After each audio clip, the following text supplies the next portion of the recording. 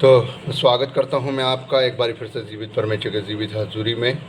और आज का जो वचन है हमारे बीच में वो है गिनतियों की किताब और उसका 20 अध्याय और उसकी पहली आयत से। यहाँ पर हम देखते हैं कि मूसा ने चट्टान को लाठी मारी। क्या करा मूसा ने? चट्टान को लाठी मारी। तो यहाँ पर जो 20 अध्याय, हम गिनतियों की किताब उसका 20 अध्याय और उसकी पहली आयत को हम पढ़ते हैं। तो यहाँ पर इस प्रकार से लिखा है पहले महीने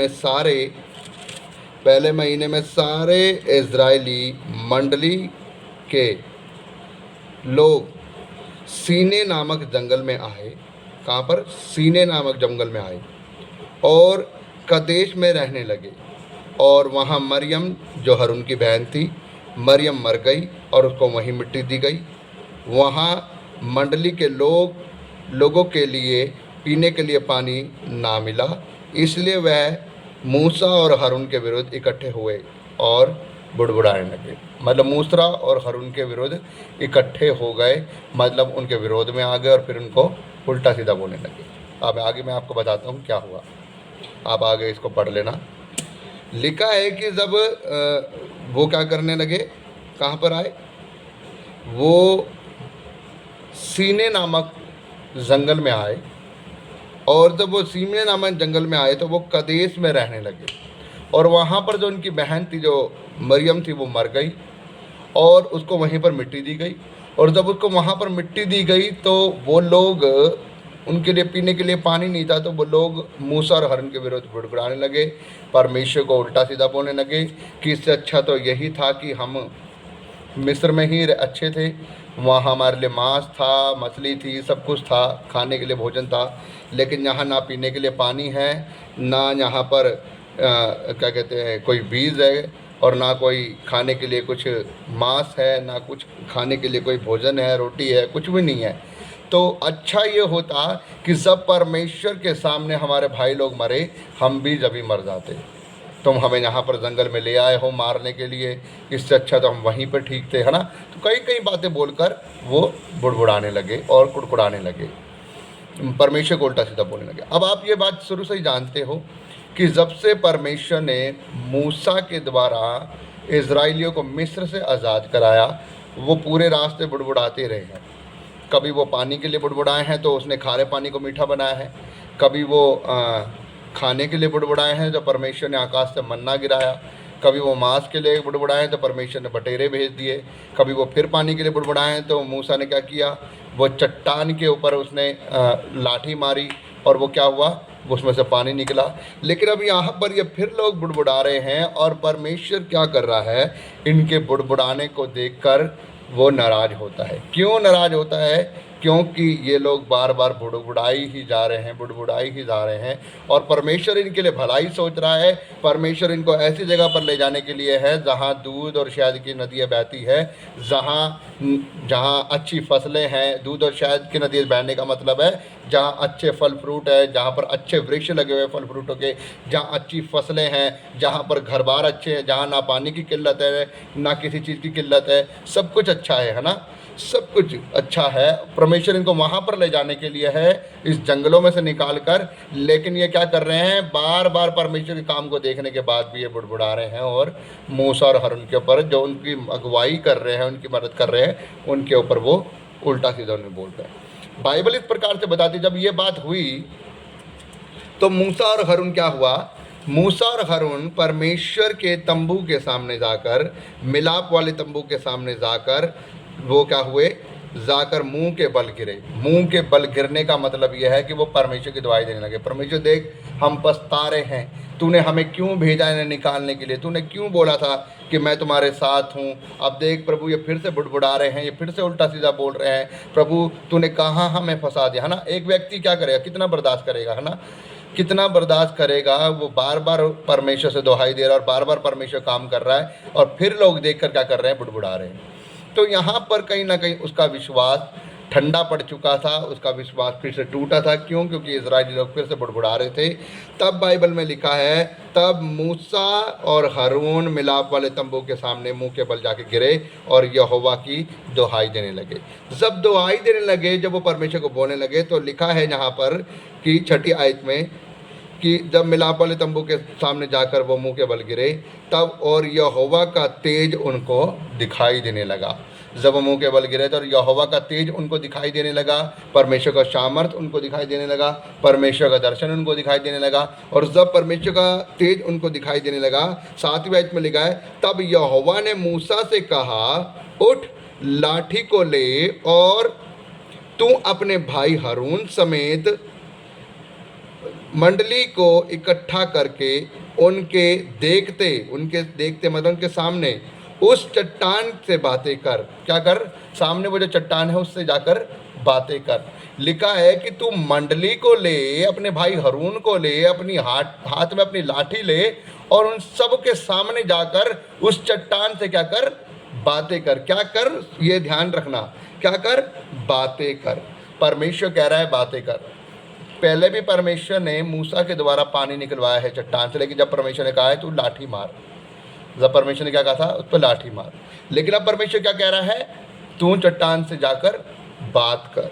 और जब परमेश्वर ये कह रहा है कि तू चट्टान से जाके बातें कर, तब वह अपना क्या कहता है? बातें कर, तब वह अपना जल देगी और इस प्रकार से तू चट्टान में से इनके लिए जल निकाल कर मंडली के लोगों और उनके पशुओं को पिला। लिखा है तब वो क्या करेगी? जब तू उससे बातें करेगा तब वो अपने में से पानी निकालेगी, चट्टान में से पानी निकलेगा, और तब तू इस तमाम इजरायली मंडली को और इनके जानवरों को, इनके पशुओं को तो पानी पिलाना, जिससे इनको फिर विश्वास हो जाएगा। इनकी आंखें बंद हुई पड़ी है, ये देखते हुए अंधे हुए पड़े हैं, इनकी फिर से आंख खुलेगी, फिर से देखेंगे परमेश्वर के एक चमत्कार को। लेकिन परमेश्वर का वचन क्या कहता है? 9वीं आयत को पढ़ेंगे। यहोवा की आज्ञा के अनुसार मूसा ने उनके सामने लाठी को लिया, और लिखा है कि 10वीं आयत में, मूसा और हारून के मंडली को उस चट्टान के सामने इकट्ठे किया। तब मूसा ने उनसे कहा, हे दंगा करने वालों, हे दंगा करने वालों। मूसा क्या कह रहा है लोगों से?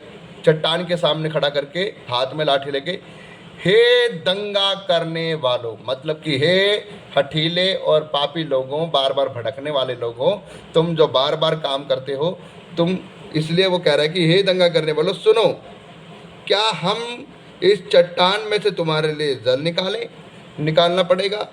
क्या हमें तुम्हारे लिए इस चट्टान में से जल निकालना होगा? वो कह रहा है क्या हमें तुम्हारे लिए इस चट्टान में से जल निकालना होगा? तब बाइबल बताती है, तब मूसा ने हाथ उठाकर लाठी चट्टान पर 2 बारी मारी। क्या कर दिया उसने? तब मूसा ने हाथ उठाकर लाठी चट्टान पर 2 बारी मारी। क्या करना था? परमेश्वर ने क्या कहा था? चट्टान से बात करियो कि देख हे चट्टान, जिस इज़राइल के परमेश्वर के सम्मुख में रहता हूँ, जिस परमेश्वर यहोवा के मैं सम्मुख रहता हूँ, जिस परमेश्वर ने मुझे भेजा है, जिसकी अगुवाई से मैं चल रहा हूँ, उसने मुझे कहा है कि चट्टान से जाकर बात कर। और अब मैं तुझे आज्ञा देता हूँ यहोवा के नाम से, या मैं तुझसे बोलता हूँ कि तू क्या कर? उसकी आज्ञा के अनुसार कर। हो सकता है परमेश्वर ने जब कहा है तो बात करनी है तो बात करता, तो उसमें से पानी निकलता, क्योंकि जब परमेश्वर ने कहा है तो वो निकलना था। लेकिन उसने क्या किया? उसने परमेश्वर की आज्ञा को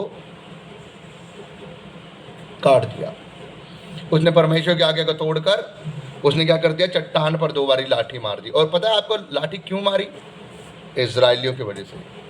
क्योंकि ये बार बार कुड़कुड़ा रहे थे। एक व्यक्ति कब तक सहन करेगा?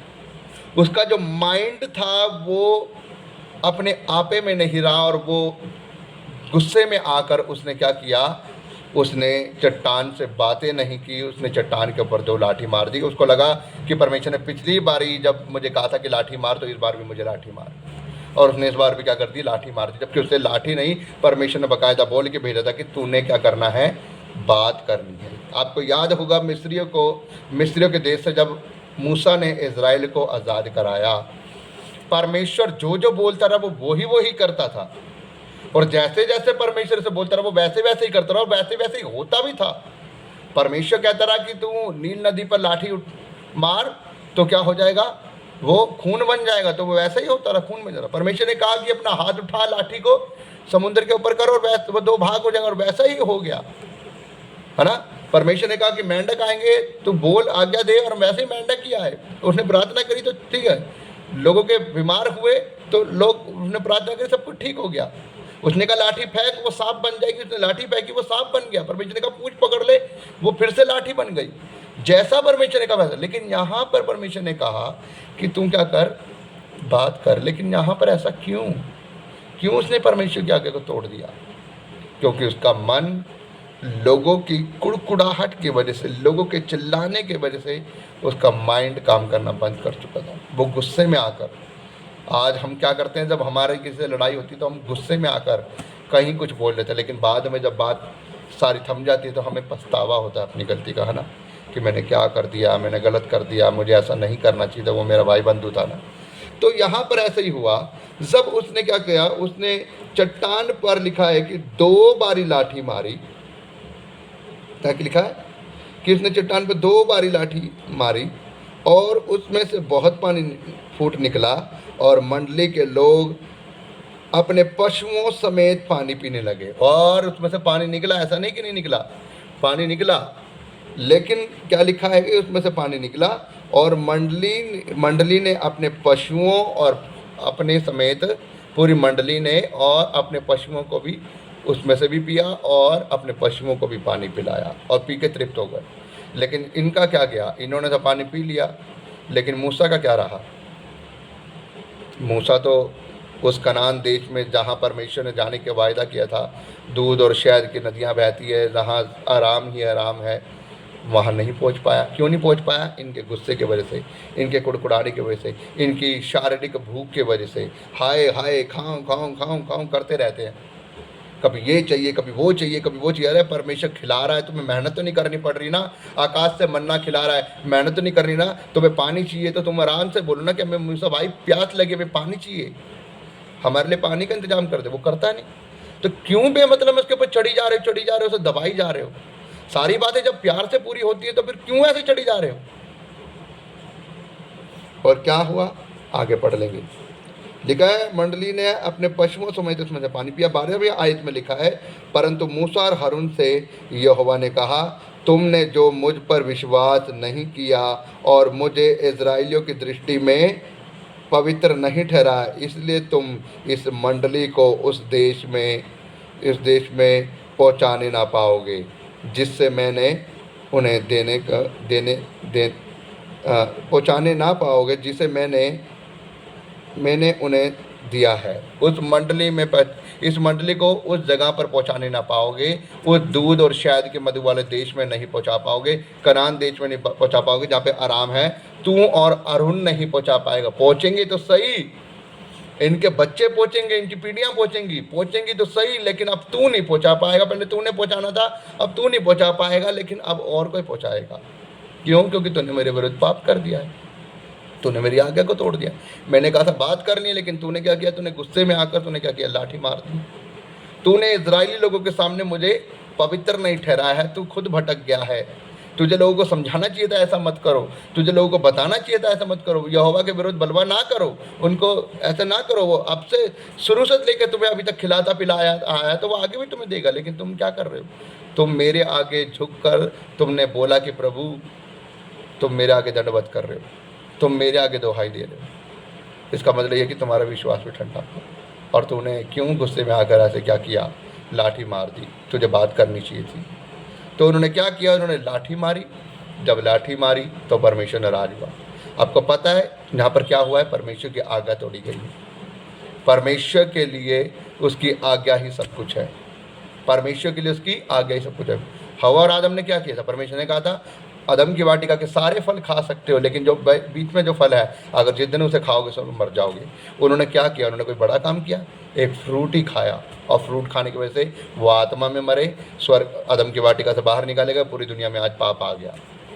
अगर आप शाऊल राजा के बारे में पढ़े तो लिखा है कि परमेश्वर के दास ने उसको हिदायत दी थी, तू क्या करना, तू अमलेकियों से जब युद्ध करेगा, परमेश्वर ने तो इजराइल का राजा होने के लिए बुलाया है, तू सबको क्या करना, सब उनकी कौमों को मार देना, सारे जानवरों को मार देना, बच्चों को, बड़ों को, बुजुर्गों को, सबको मार देना, यहाँ तक कि राजा को भी मार देना, किसी के ऊपर तरस मत खाना। लेकिन उसने क्या किया, उसने जाकर सबको मार दिया, लेकिन राजा को बंदी बना लिया और कुछ अच्छे अच्छे जानवर रख लिए कि यहोवा को भेंट चढ़ाकर उनको क्या करूँगा, प्रसन्न करूँगा। लेकिन जब खुदा का दास शमूएल वहाँ पर आया, उसने कहा क्या कर रहा है, उसने कहा मैंने तेरी आज्ञा के अनुसार सब कुछ कर दिया, जो परमेश्वर ने तुझे आज्ञा दी थी, मैंने उस आज्ञा के अनुसार ही मैंने सब कुछ कर दिया है।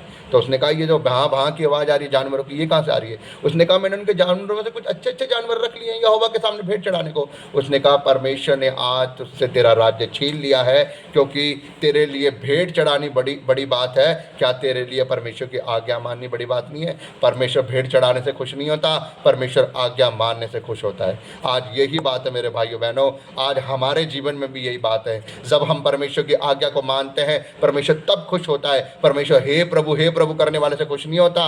जब हम दूसरों के कुड़कुड़ाते नहीं है, जब हम दूसरों से बुराई नहीं करते, जब हम दूसरे की निंदा नहीं करते, जब हम दूसरे की चुगली नहीं करते, दूसरे से व्यभिचार नहीं करते, दूसरे से हेरा फेरी नहीं करते, दूसरे के प्रति छल नहीं करते, दूसरे के पता हेरा फेरी नहीं करते, तब परमेश्वर खुश होता है। परमेश्वर ने कहा पवित्र बनो, क्योंकि तुम्हारा बनाने वाला मैं पवित्र हूँ। हम क्या करते हैं, हम दूसरे के लिए गुस्से में आकर हम उनको उल्टा सीधा बोल देते हैं। हम क्या हो जाते हैं, पापी हो जाते हैं। हम दूसरे की हेरा फेरी करते हैं दूसरों के साथ, हम दूसरों की चुगली करते हैं, दूसरों की निंदा करते हैं, दूसरों की बुराई करते हैं, अपने मन के अंदर दूसरों के लिए कड़वाहट रखते हैं। तो क्या होते हैं हम परमेश्वर के मर्जी को पूरा नहीं करते, हम उसकी आज्ञा को तोड़ते। क्योंकि उसने कहा पवित्र बनो, क्योंकि तुम्हारा बनाने वाला पवित्र है। तो हमें उसके समान पवित्र बनना है। और जब हम उस आज्ञा को तोड़ते हैं, तब ही हम क्या होते हैं, हम उस जगह पर जहाँ पर उन्हें ले जाने के लिए वायदा किया है, वहाँ से हमारा नाम काट दिया जाता है स्वर्ग के राज्य में। उसने कहा है मैं जाता हूँ तुम्हारे लिए जगह तैयार करने के लिए, ताकि जहाँ मैं रहूँ वहाँ तुम भी रहो। कहाँ? स्वर्ग के राज्य में। लेकिन जब हम पाप करते हैं, हमारे नाम जीवन की पुस्तक में से काटे जाते हैं। प्रकाशित वाक्य में लिखा है जो पाप करता है उसका नाम जीवन की पुस्तक से काट दिया जाता है, और वो कभी भी स्वर्ग के राज्य में प्रवेश न करेगा, परंतु वो अनंत काल की आग के लिए, नरक की आग के लिए वो अपने आप को जीवन को लगा रहा है। तो मेरे भाइयों बहनों, ऐसा नहीं। जब शाऊल राजा ने पाप किया, उसी समय जब उसने उसकी मर्जी को उसने तोड़ा, उसने तभी खुदा के दास ने उसे कह दिया आज परमेश्वर ने तेरा राज्य छीन कर तेरे हाथों से किसी और को तेरी जगह पर खड़ा कर लिया है। और आपको पता है उसके बाद दाऊद राजा बना, हालेलुया, उसका राज्य खत्म हुआ। तो आज हमारी जगह परमेश्वर दूसरे को खड़ा करके दूसरे को स्वर्ग के राज्य में लेके जाएगा। जब हम पाप करते हमारे नाम जीवन की पुस्तक से कट जाएंगे। इसलिए हम ऐसा ना करें, परमेश्वर की आज्ञा को ना तोड़ें। हम ऐसा ना करें जैसे मूसा ने क्या किया, लाठी मार दी। हम परमेश्वर की आवाज़ को सुने, उसके वचनों को पढ़ें। जो परमेश्वर हमसे कहता है, चोरी ना कर, व्यभिचार ना कर, मूर्ति पूजन ना कर, दूसरे की निंदा ना कर, दूसरे के साथ हेरा फेरी ना कर, तू क्या कर, तू परमेश्वर की आज्ञा के अनुसार चल। परमेश्वर के पवित्र दिन को, तू विश्राम दिन को पवित्र करके मान। उसकी आज्ञा के अनुसार दुआ में बढ़, प्रार्थना में बढ़, उपवासों में बढ़, उसकी आज्ञा में बढ़, प्रेम में बढ़, दूसरों से अपने समान प्रेम कर और दूसरों की सुधि ले, बीमारों की सुधि ले, दुख तकलीफ में जो लोग हैं उनकी मदद कर। तो हमें क्या करना है, इन आज्ञा को पूरा करना है। जब हम इन आज्ञा को पूरा करते हैं, हम परमेश्वर की मर्जी को पूरा करते हैं और हम अपने जीवन को उस स्वर्ग के राज्य के लिए तैयार कर रहे हैं। हालेलुया। तो मेरे भाइयों बहनों, हमें इस वचन को समझना है। परमेश्वर अपने वचन के द्वारा हमसे बात कर रहा है। जिस प्रकार मूसा उस देश में नहीं जा पाया, उससे पहले ही वो मारा गया। परमेश्वर ने पहाड़ी पर चढ़ा के कहा मूसा अब तू दूर से ही उस देश को देख ले, अपनी आंखों से देख ले, लेकिन तू वहाँ जा नहीं पाएगा। लेकिन मैंने तेरी जगह अब मैंने यहोशू को चुन लिया। अब यहोशू जाएगा लेकर, और यहोशू लेकर गया, लेकिन मूसा नहीं जा पाया, हारून नहीं जा पाई। दोनों ही जने अपनी थोड़ी वृद्ध अवस्था में होकर ये लोग मारे गए, लेकिन नहीं जा पाए। तो मैं आपको बताना चाहता हूँ, ऐसा ना हो कि हम स्वर्ग के राज्य में ना जा पाएँ, ऐसा ना हो कि हम नरक की आग में चले जाएं। हमें क्या करना है, हमें अपने आप को तैयार करना है परमेश्वर के राज्य के लिए। हमें अपने स्वभाव को बदलना है, हमें अपनी लाइफ को बदलना है, ताकि परमेश्वर को पसंद आए। मैं विश्वास करता हूँ आप इस वचन को समझ चुके हैं। आइए हम प्रार्थना करें। धन्यवाद मेरे महान सामर्थी खुदा, पवित्र आत्मा जी, मैं तेरा धन्यवाद करता हूँ, रूह सच्चाई से तेरे नाम को महिमा देता हूँ। जितना वचन आज इन भाई बहनों ने सुना, प्रभु इनके जीवन में 100 गुना फल लेकर आए। कोई अंधकार की ताकत वचन को चुराने न पाए। इनकी हर एक बीमारी, कर्जा, दुख, तकलीफ, परेशानी, नाना प्रकार के रोग यीशु के नाम से बाहर हो जाए मेरे खुदावंदा। तेरी आशीष, तेरी बरकत, तेरा अनुग्रह इनकी फैमिली में बना रहे, और आज का पूरा दिन प्रभु यीशु ये तेरे भय में को बिताएं। ऐ मेरे खुदा अपनी दास की प्रार्थना को सुन उत्तर दे, मैं मांगता हूँ यीशु के नाम से, आमीन आमीन आमीन। आप सबों को जय मसीह की। परमेश्वर आपको आशीष।